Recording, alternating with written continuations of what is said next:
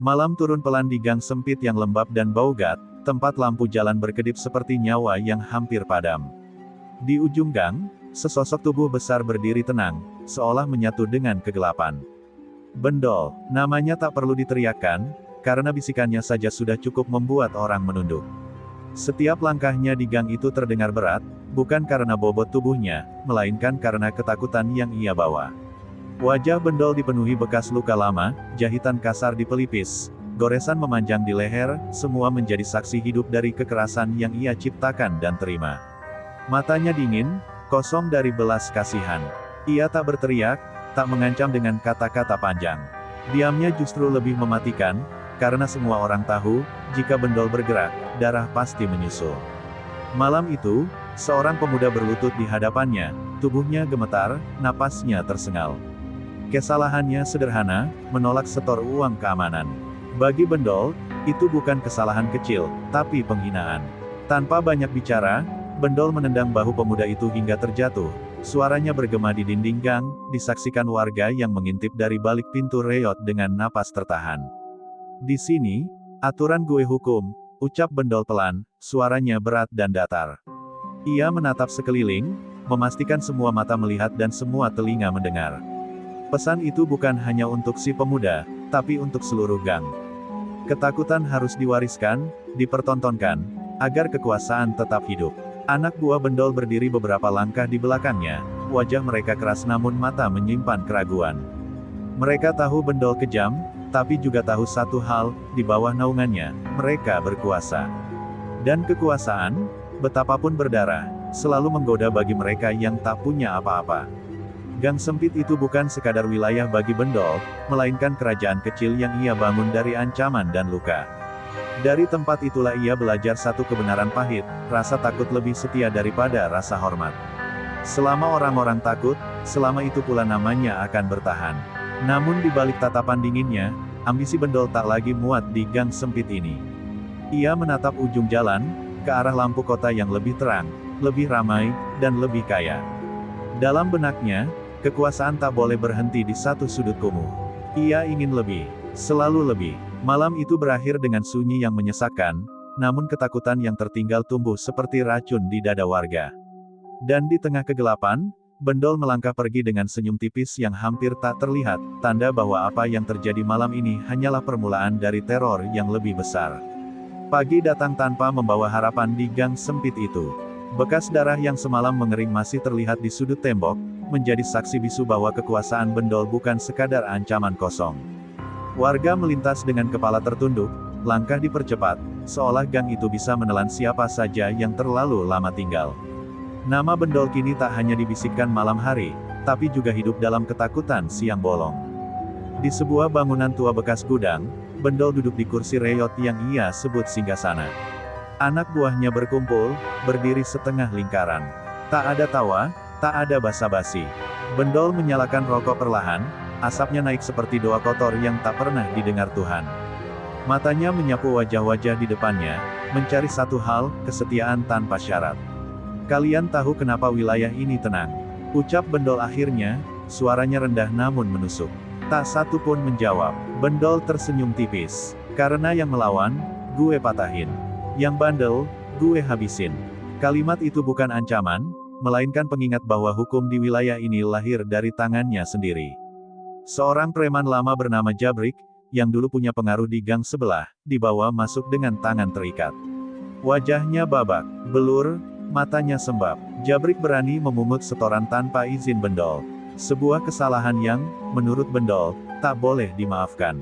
Ia berdiri, menghampiri Jabrik, menatapnya tanpa emosi sedikitpun.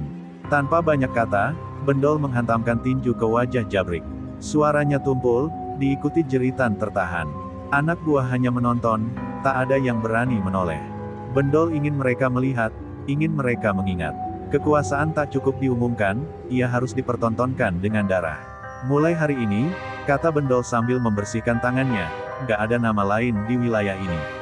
Yang masih ngerasa punya kuasa, lebih baik pergi, atau nyusul dia. Jabrik terkapar tak bergerak, menjadi simbol akhir dari masa lalu yang berani menentang Bendol. Ketika anak buah bubar, rasa takut bercampur kagum mengendap di hati mereka. Bendol kejam, tapi ia memberi arah. Di dunia keras tanpa aturan, bendol adalah hukum itu sendiri. Dan bagi mereka yang lapar kekuasaan, hukum semacam itu terasa adil, selama mereka berdiri di sisi yang benar. Sore itu, bendol berdiri di depan gudang, menatap ke arah wilayah lain yang belum ia sentuh. Senyumnya muncul lagi, lebih jelas dari malam sebelumnya. Gang sempit ini sudah tunduk sepenuhnya. Kini pikirannya melangkah lebih jauh, ke daerah yang lebih luas, lebih berisik, dan lebih berdarah. Ambisi bendol mulai menemukan jalannya.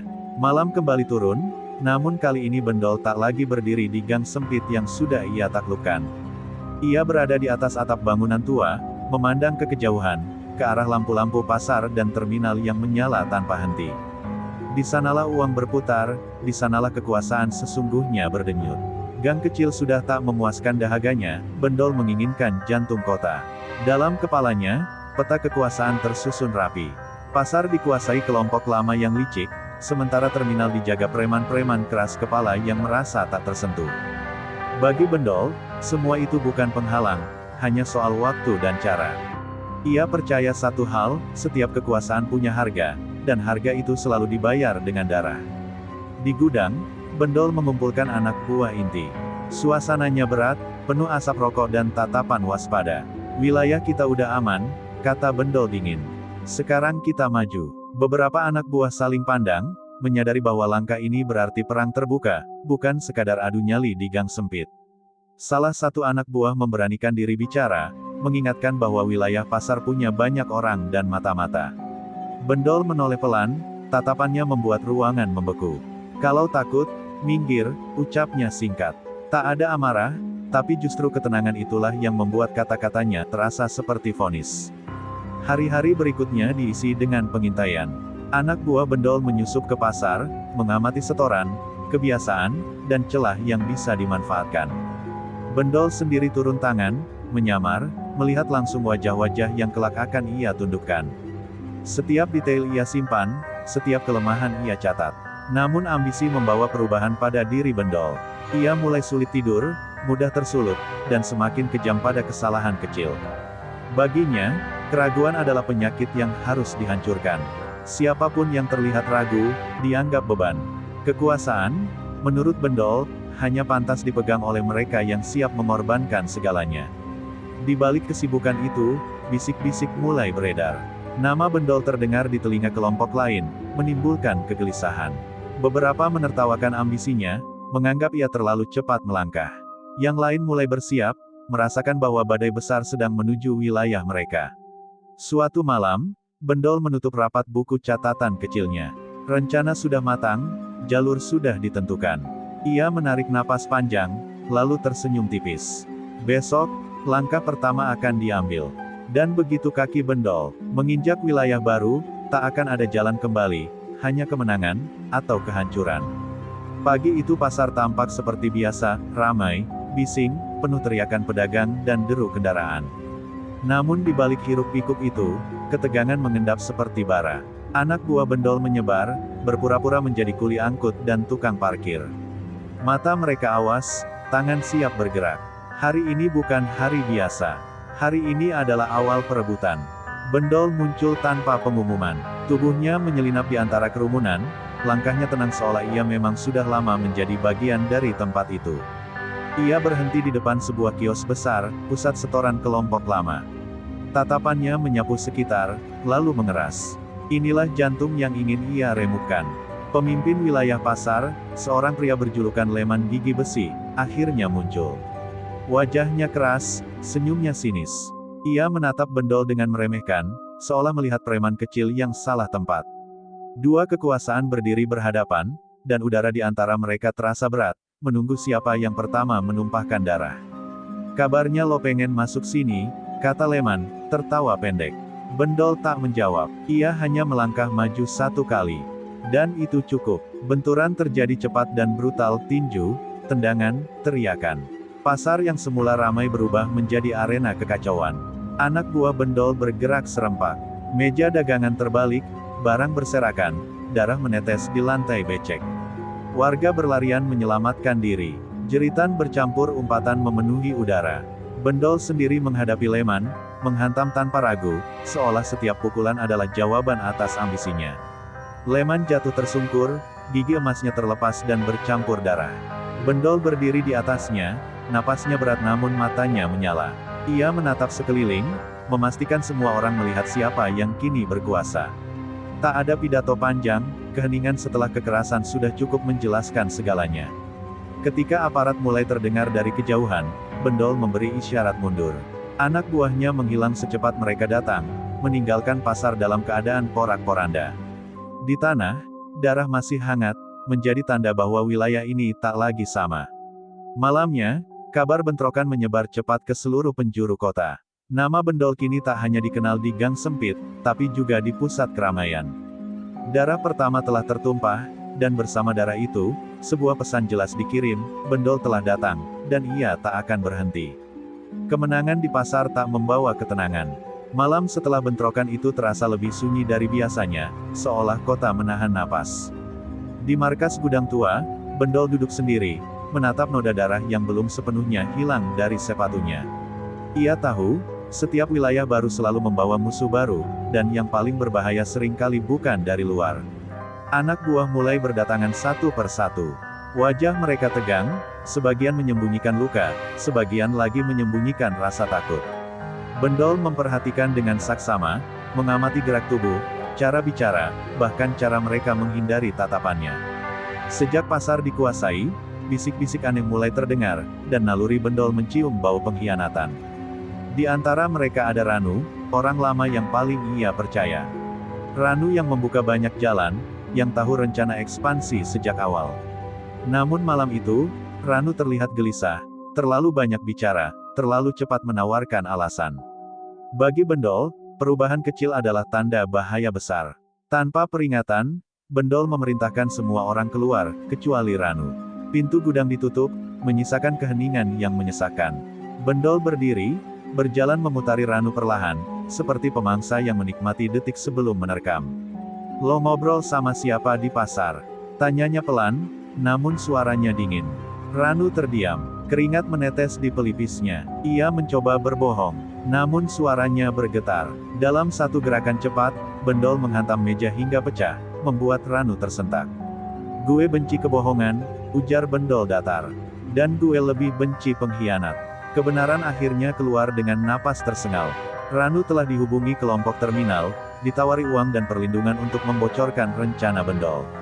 Ia mengaku ragu, tapi keraguan saja sudah cukup bagi Bendol untuk menjatuhkan vonis. Kepercayaan, baginya, hanya punya satu nyawa. Pagi harinya, anak buah menemukan Ranu terikat di depan gudang, hidup tapi dipermalukan, wajahnya penuh luka. Pesannya jelas dan sengaja dipertontonkan. Tak ada pengkhianatan yang dibiarkan tumbuh. Ketakutan kembali ditanam, lebih dalam dari sebelumnya. Namun di balik semua itu, Bendol merasakan sesuatu yang asing, keraguan tipis yang ia kubur dalam-dalam. Jika orang terdekat saja bisa berkhianat, maka tak ada lagi tempat aman. Kekuasaan yang ia bangun kini menuntut kewaspadaan tanpa henti. Dan di kejauhan, musuh-musuhnya mulai tersenyum, tahu bahwa retakan kecil telah muncul. Sejak kejadian di pasar dan hukuman kejam terhadap Ranu, kota berubah wajah. Warga berbicara dengan suara pelan, menutup pintu lebih awal, dan menghindari tatap mata orang asing. Nama Bendol tak lagi sekadar kabar gelap, ia menjadi alasan orang mempercepat langkah dan berdoa dalam diam. Ketakutan kini hidup berdampingan dengan keseharian. Setoran mengalir lancar dari pasar, gang, hingga terminal kecil yang mulai tersentuh pengaruhnya. Bendol telah menjadi bayangan besar yang menutupi banyak wilayah. Namun semakin luas kekuasaan itu, semakin banyak pula mata yang mengawasi. Bisik-bisik tentang aparat mulai terdengar, samar namun konsisten, seperti langkah kaki di belakang yang tak pernah terlihat. Di markasnya, Bendol memperketat aturan. Jam malam diberlakukan, pergerakan dibatasi, dan kesalahan sekecil apapun berujung hukuman. Anak buah patuh, tapi bukan lagi karena hormat, melainkan karena takut. Suasana di dalam kelompok terasa dingin, penuh kewaspadaan, seolah satu kata salah bisa menjadi akhir segalanya. Bendol sendiri jarang tidur nyenyak. Ia sering terbangun di tengah malam, tangannya refleks mencari senjata. Setiap suara membuatnya siaga. Kekuasaan yang dulu terasa nikmat kini berubah menjadi beban berat yang menekan dadanya. Namun ia menolak mengakuinya. Bagi Bendol, menunjukkan lemah sama saja dengan mengundang kematian. Sementara itu, aparat mulai mengumpulkan potongan-potongan cerita. Bentrokan pasar, teror di gang, hukuman terbuka, semua mengarah pada satu nama. Belum ada langkah terbuka, tapi lingkaran perlahan menyempit. Kota seperti papan catur, dan Bendol telah menjadi bidak yang terlalu mencolok untuk diabaikan. Di sisi lain, kelompok-kelompok lama yang pernah terusir mulai bergerak diam-diam. Mereka tak berani melawan langsung, tapi menunggu waktu yang tepat. Kekuasaan Bendol besar, namun berdiri di atas ketakutan dan luka, fondasi yang rapuh jika diserang dari banyak arah. Suatu malam, Bendol berdiri di pinggir atap bangunan tinggi, memandang kota yang kini sebagian berada di bawah kendalinya. Lampu-lampu berkelip indah, tapi baginya itu adalah medan perang yang belum sepenuhnya dimenangkan. Ia mengepalkan tangan, berjanji pada dirinya sendiri untuk tak memberi ruang sedikit pun bagi musuh. Namun jauh di bawah sana, roda perlawanan telah berputar. Kota yang ia taklukkan perlahan belajar membenci namanya. Dan tanpa disadari Bendol, ketakutan yang ia tanam mulai tumbuh menjadi sesuatu yang lebih berbahaya, tekad untuk menjatuhkannya. Bendol pertama kali mendengar namanya dari bisikan singkat, Raga Hitam. Bukan preman jalanan biasa, bukan pula orang lama yang ia kenal. Nama itu muncul berulang kali dari arah terminal besar, tempat kekuasaannya belum sepenuhnya mengakar. Tidak ada teriakan, tidak ada bentrokan terbuka, justru itulah yang membuat Bendol gelisah. Raga Hitam bergerak berbeda. Ia tak menebar teror, tak memamerkan kekerasan. Ia membangun pengaruh lewat diam dan perhitungan. Setoran tetap berjalan, tapi bukan ke tangan Bendol. Anak buah yang dikirim untuk menyelidiki kembali dengan wajah pucat, membawa kabar yang sama, dia tahu kita datang, sebelum kita nyampe. Untuk pertama kalinya sejak menguasai gang sempit, Bendol merasa ditantang secara setara. Ini bukan soal wilayah semata, melainkan soal harga diri.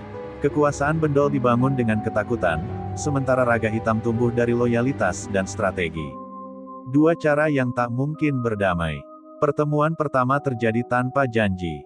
Di sebuah lapangan kosong dekat rel kereta, Bendol dan Raga Hitam berdiri berhadapan, masing-masing diiringi anak buah.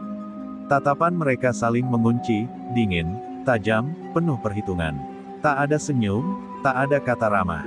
Hanya dua pemimpin yang saling mengukur siapa yang lebih siap menumpahkan darah. Kota ini nggak cukup buat dua raja, ucap Bendol akhirnya. Raga Hitam mengangguk pelan. Makanya gue nggak datang buat minta izin, balasnya tenang. Jawaban itu menusuk lebih dalam daripada ancaman apapun. Bendol tahu, orang di depannya tak akan mundur. Pertemuan itu berakhir tanpa bentrokan, tapi justru itulah yang paling berbahaya. Tak ada darah malam itu, hanya janji tak terucap bahwa perang besar sedang menunggu. Anak buah Bendol merasakan perubahan, ini bukan musuh yang bisa ditakuti lalu dilupakan. Sepulang dari sana, Bendol menghancurkan apapun yang ada di hadapannya. Amarahnya meluap, tapi di balik itu ada kegelisahan yang tak bisa ia tepis. Raga Hitam bukan sekadar lawan, ia adalah cermin, menunjukkan bahwa kekuasaan bisa dibangun tanpa keganasan yang selama ini Bendol banggakan. Malam itu, Bendol duduk sendiri, menatap kota yang mulai terasa asing. Untuk pertama kalinya, ia menyadari satu kenyataan pahit, kekuasaannya sedang diuji. Dan jika ia kalah, bukan hanya wilayah yang hilang, namanya akan lenyap, ditelan oleh bayangan musuh yang setara. Sejak pertemuan di lapangan kosong itu, tidur Bendol tak pernah benar-benar datang.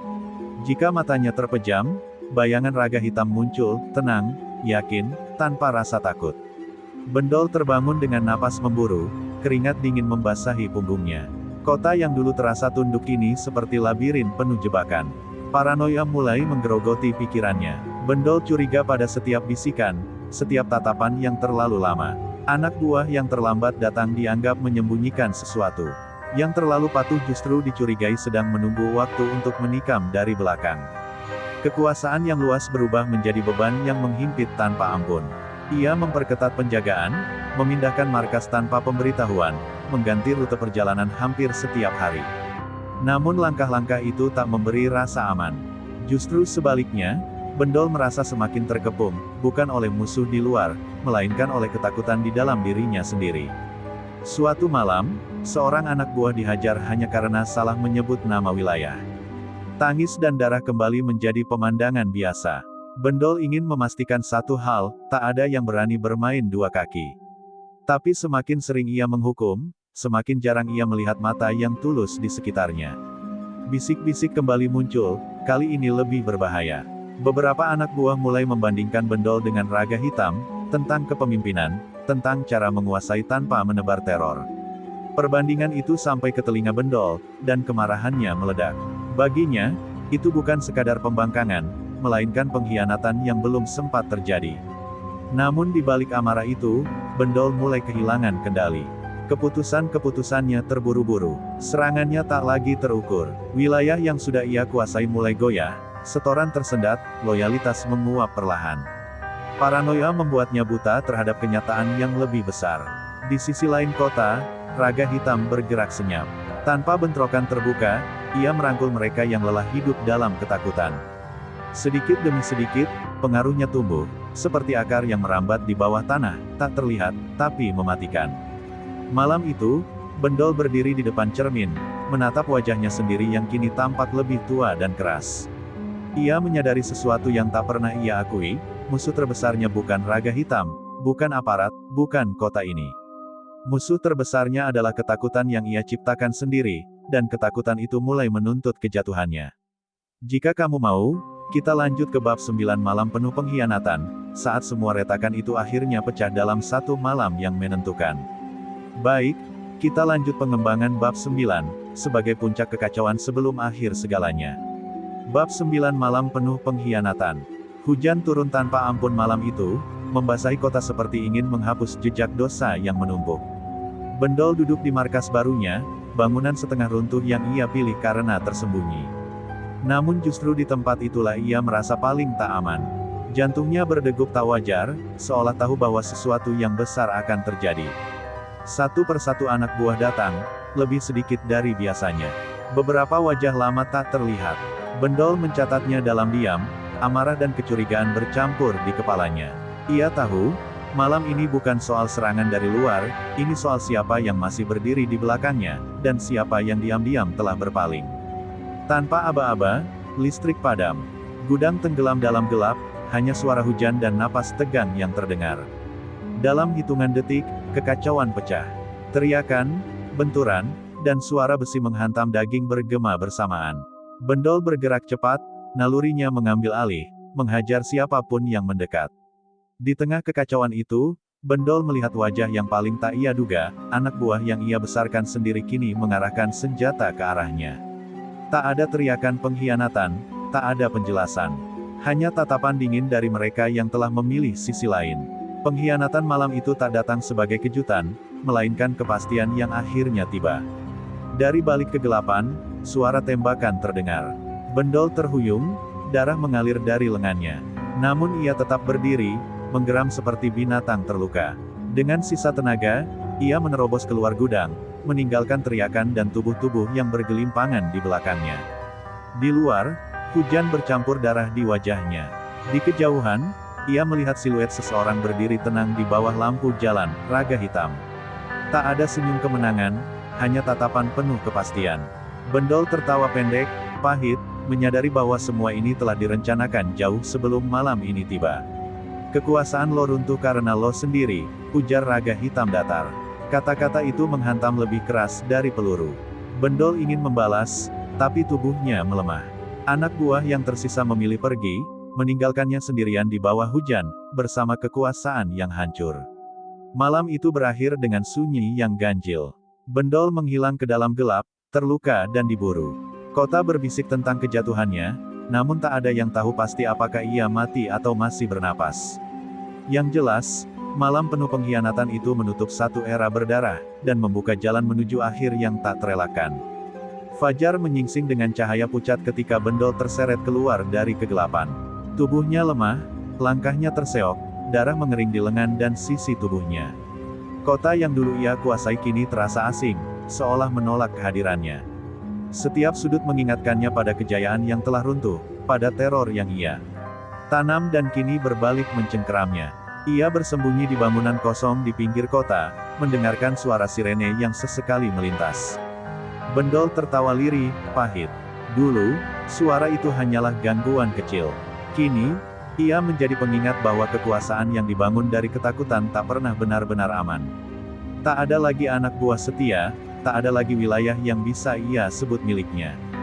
Dalam kesendirian itu, Bendol teringat awal mula segalanya, gang sempit, lampu berkedip, dan rasa takut yang ia jadikan senjata. Ia menyadari, selama ini ia tak pernah membangun apapun selain kehancuran. Kekuasaan datang cepat, namun pergi lebih cepat, meninggalkan kehampaan yang tak bisa ditutupi amarah. Langkah kaki mendekat, Bendol mengangkat kepala, bersiap menghadapi akhir apapun yang menunggunya. Namun yang muncul bukan aparat, bukan pula raga hitam. Hanya sekelompok warga yang menatapnya dengan campuran takut dan lega. Tak ada sorak kemenangan, hanya keheningan yang berat, keheningan dari mereka yang akhirnya melihat monster itu jatuh. Bendol mencoba berdiri tegak, mempertahankan sisa harga diri. Tapi tubuhnya menyerah. Ia jatuh berlutut, napasnya terengah. Dalam detik itu, ia paham bahwa kekuasaan sejati bukan tentang siapa yang paling ditakuti, melainkan siapa yang masih berdiri ketika semua rasa takut sirna. Dan Bendol tak lagi berdiri. Kabar kejatuhannya menyebar cepat. Kota perlahan bernapas lega, meski luka lama tak serta-merta sembuh. Raga hitam mengambil alih tanpa pesta kemenangan, memilih merapikan kekacauan yang tersisa. Tak ada patung, tak ada monumen, hanya perubahan sunyi yang menandai berakhirnya satu era. Tentang nasib Bendol, cerita berkembang liar. Ada yang bilang ia menyerahkan diri, ada yang yakin ia tewas dalam pelarian, ada pula yang bersumpah pernah melihatnya berjalan terlatih di kota lain. Kebenaran tenggelam bersama hujan dan darah malam itu, menyisakan legenda yang samar. Namun satu hal pasti, nama Bendol akan selalu dikenang sebagai peringatan. Bahwa kekuasaan yang lahir dari kekejaman akan berakhir dalam kesepian. Di gang-gang sempit tempat kisahnya bermula, orang-orang kini berjalan lebih tenang, seolah kota telah belajar dari bayangan gelap yang pernah menguasainya.